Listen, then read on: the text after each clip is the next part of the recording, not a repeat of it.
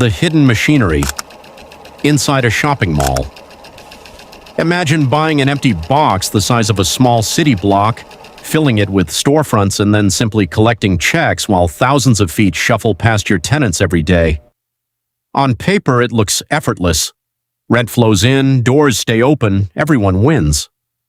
In practice, the economics of a shopping mall are among the strangest and most fragile in all of commercial real estate. To understand how these buildings make fortunes and how they quietly collapse into rubble, you have to look past the storefronts and into the financial skeleton holding the whole thing up. Surviving the purchase. Before you ever collect rent, owning a mall starts with an enormous financial gauntlet.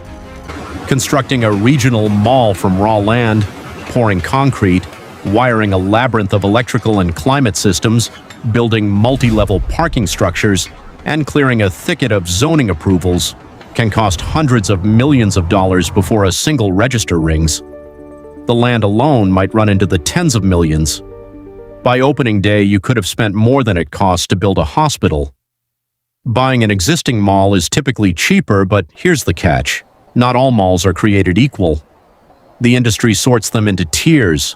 At the top sit the so-called Class A properties, anchored by luxury department stores, packed with brands eager to sign leases and sitting near affluent suburbs. These can trade hands for well over $1 billion because their income is steady and dependable. Then there's everything beneath that tier, aging structures, weaker anchors, and neighborhoods in decline. Some of these have sold for pennies on the dollar. Rolling Acres Mall in Akron, Ohio, once worth over $33 million, changed hands for just $2.75 million in the early 2000s. It later sold again for under $2 million and kept bleeding tenants from there. The lesson hiding in these numbers: when you buy a mall, you're not really purchasing a building. You're placing a wager on the fate of the surrounding neighborhood. The price tag is basically a forecast, why most malls aren't owned the way you'd think most large malls today aren't owned the way an individual owns a house. They live inside real estate investment trusts, REITs, companies that hold income-producing property and, in exchange for skipping corporate income tax, are legally required to distribute nearly all their profits to shareholders. This structure is why large-scale mall ownership looks the way it does today. Everyday investors can buy a sliver of a mall empire for the cost of a coffee without ever fielding a call about a broken elevator. The biggest of these REITs own dozens, sometimes over 100, properties, spreading risk across an entire portfolio. That's an entirely different game than a private buyer whose entire fortune rides on a single building in a single town. The hidden costs. Waiting behind the curtain say the purchase price looks reasonable. Before the first rent check clears, a wave of inherited liabilities usually blindsides new owners. Old anchor leases. Big department stores often signed contracts decades earlier, sometimes at absurdly low rates with years left to run. You inherit those terms exactly as written, good deal or bad. Deferred maintenance, roofs leak, HVAC systems cooling over 1 million square feet wear thin. Escalators need constant babying. If the previous owner skimped to keep the books looking clean, the bill arrives the first hard winter you own the place. Co-tenancy clauses. Buried in nearly every mall lease is language stating that if a major anchor closes, the smaller shops nearby can demand reduced rent or walk away from their lease entirely. This risk is invisible on closing day. It only reveals itself the moment an anchor departs and a dozen tenants suddenly stop paying full price. It's a trapdoor built directly into the foundation of the deal. The 4 layers of how a mall actually earns money. 1. Base rent. Every tenant pays a set amount per square foot annually. Specialty shops might pay $40 to $60 per square foot in a strong mall. Anchors pay a fraction of that. Reportedly, Sears was paying around $5 per square foot before its bankruptcy, compared to $50 to $60 for neighboring tenants. That's not a pricing mistake.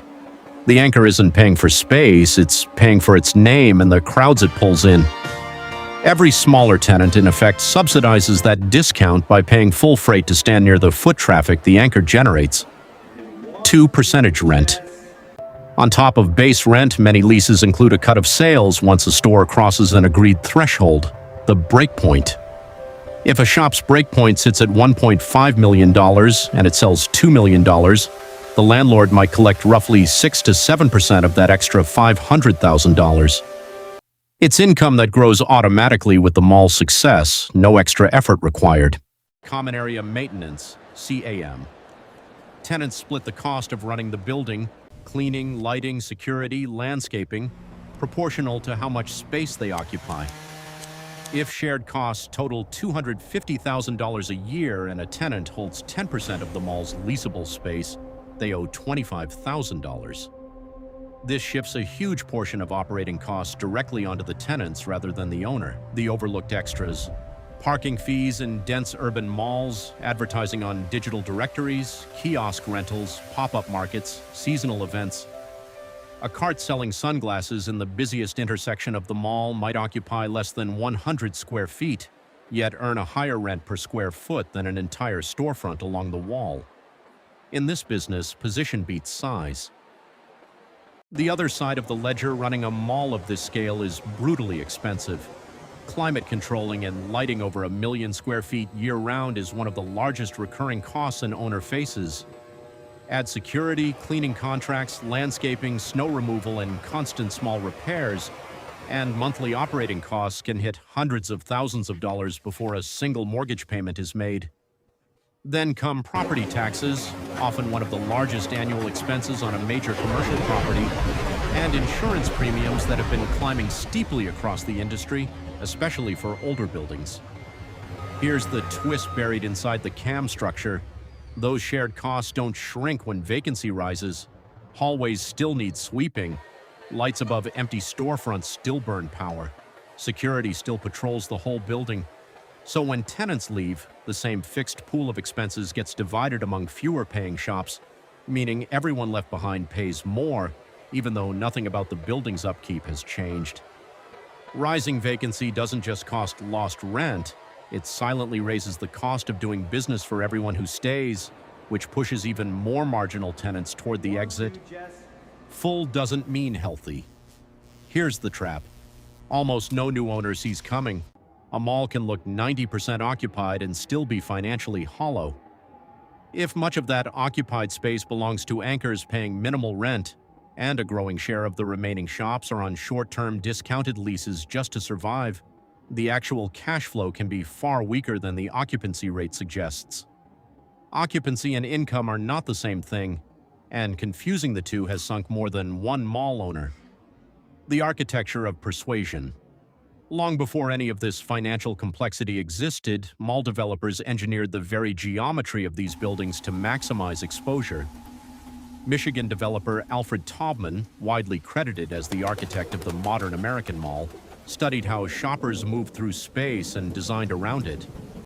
He spaced anchor stores roughly 3 city blocks apart so customers walking between them passed dozens of smaller shops along the way. He placed escalators and elevators at the ends of hallways, not the middle, forcing people to walk the full corridor. He mixed skylights with artificial lighting so shoppers would lose track of how much daylight had passed. None of it was decorative. Every design choice was engineered to maximize the amount of storefront a shopper's eyes crossed before reaching their destination. Force movement and you increase exposure. Exposure is the real product smaller tenants are paying for. The single point of failure. For most of the 20th century, department stores were the backbone of the mall. The reason developers could even secure financing, since banks often wouldn't lend without an anchor already signed. But starting in the 2000s and accelerating after 2010, those anchors began disappearing. Sears, once the largest retailer in America with roughly 4,000 stores at its peak, filed for bankruptcy in October 2018. One major mall owner had Sears locations in 59 of its properties, another in 40. About 80% of all Sears stores sat inside regional malls. This is where the co-tenancy clauses turn from fine print into financial dominoes. A single anchor closure can trigger rent reductions or lease exits across dozens of surrounding tenants simultaneously, all because of contract language written years earlier. when everyone assumed the anchor was permanent. And refilling that empty anchor space isn't quick or cheap. These buildings were designed for one very specific kind of tenant, with massive floor plates and loading docks that don't easily convert. One owner spent $100 million over 3 years just to subdivide a single former department store into 4 smaller units. Multiply that across dozens of vacant anchor boxes nationwide, and it's clear why analysts warned the Sears. Bankruptcy would haunt mall owners for years, not months. The deeper truth, a mall rarely fails because business is universally bad. It fails because one load-bearing piece gives way, and the entire structure was quietly built to depend on that piece never moving. A mall's life, from ribbon cutting to rubble rolling acres. Mall opened in Akron, Ohio in August 1975, with Sears as its first anchor and about 20 surrounding stores. Within a few years, it had grown to over 140 stores, 5 department store anchors, a movie theater, and a food court. By the mid-1990s, it was one of the region's busiest destinations, reportedly 98% occupied, with a new target added to the mix. Then the slow unraveling began. A newly renovated competitor opened nearby in the late 90s and siphoned off shoppers. Target relocated. Dillard's closed. Another anchor was rebranded twice in 2 years before shutting down entirely.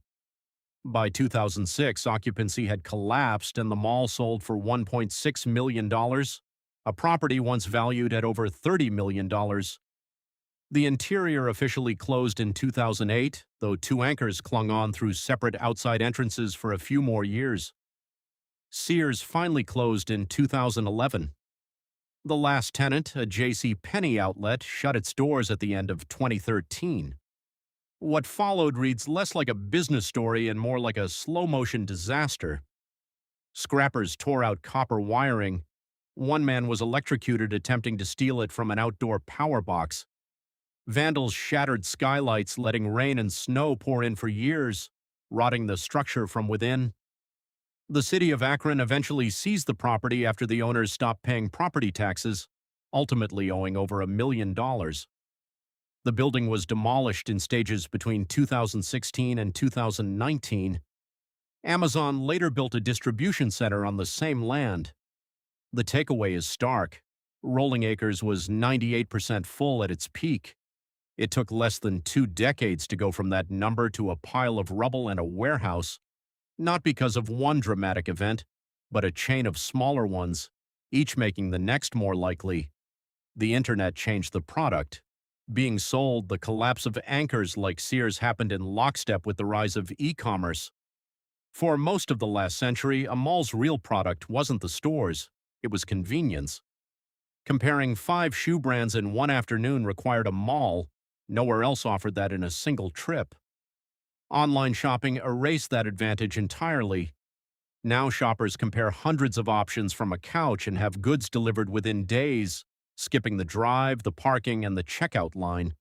The malls hit hardest were the ones stuck in the middle, not upscale enough to sell an experience the internet couldn't replicate, and not cheap enough to outprice discount retailers. Weaker properties, often already financially strained or located in shrinking communities, absorbed the worst of the damage first.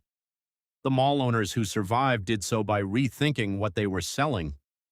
Instead of leasing to more clothing retailers, they filled empty anchor boxes with things a screen simply cannot replace.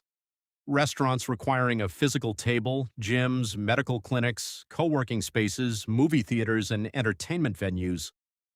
Some converted entire wings into apartments or hotels, turning single-purpose retail into mixed-use properties with multiple income streams.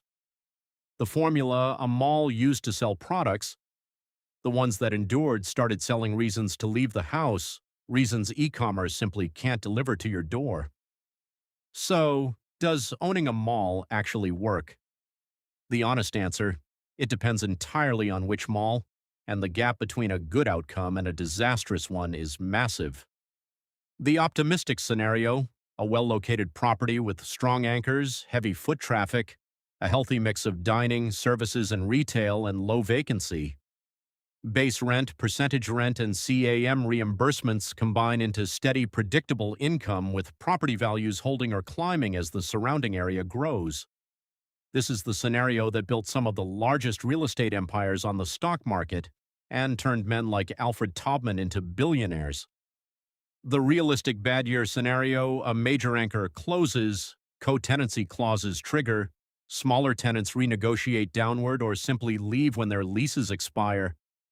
Utilities, insurance, and property taxes keep climbing regardless of occupancy because they're tied to the size of the building, not how full it is. The empty anchor box sits generating zero income for a year, 2 years, sometimes far longer, while still requiring security, insurance, and upkeep.